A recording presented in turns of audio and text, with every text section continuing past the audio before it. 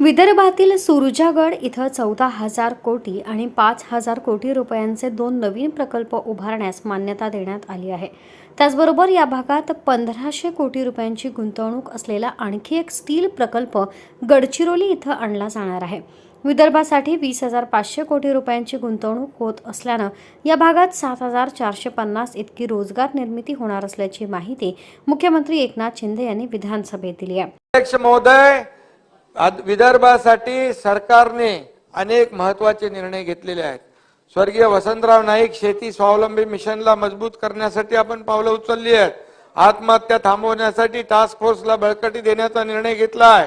सुरजागड येथे 14,000 कोटी आणि 5,000 कोटीचे 2 नवीन प्रकल्प उभारण्यास मान्यता दिलेली आहे. 6,050 रोजगार निर्मिती होते आहे. आणखी यामध्ये 1,500 कोटी एवढी गुंतवणूक असलेला स्टील प्रकल्प गडचिरोलीमध्ये 15,000 कोटी, त्यामध्ये 10,000 लोकांना नोकऱ्या मिळणार आहेत. अध्यक्ष महोदय, राज्याचं नवीन धोरण अंतिम टप्प्यात आहे. त्याचा विदर्भाला लाभ होणार आहे. आणि तुमचं किती होणार ते किती? 45,000 कोटी. आणि MIDC मध्ये विदर्भातल्या गडचिरोलीमध्ये 45,000 कोटी रुपयांचे MOU साईन झालेले आहेत. त्याच्यामध्ये अनेक हजारो लोकांना नोकऱ्या मिळणार आहेत.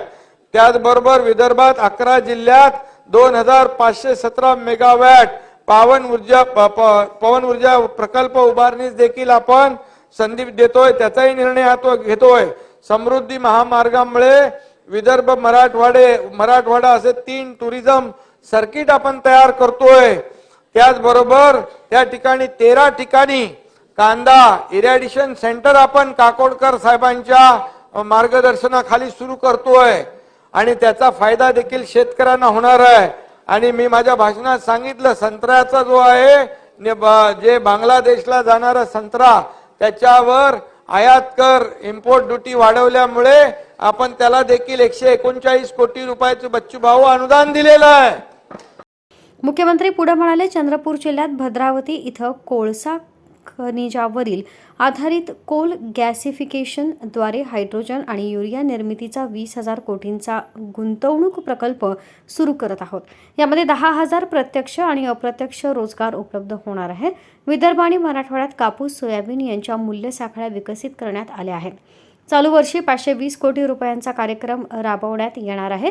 यामध्ये 238 कोटी 89 लाख कापसासाठी आणि 281 कोटी 97 लाख तेलबिया व सोयाबीनसाठी दिले जाणार आहेत.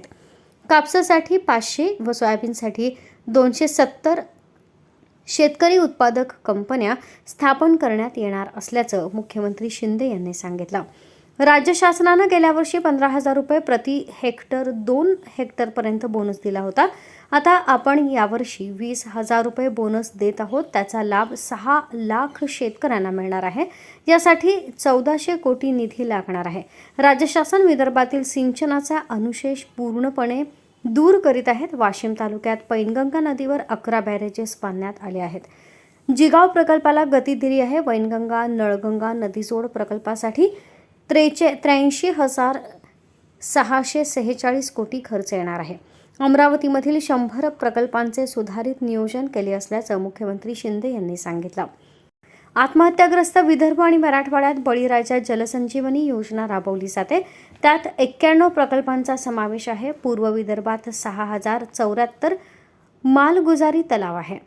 यातल्या 2,888 तलावांची वर्ष 2025 पर्यंत पुनर्बांधणी करण्यात येईल.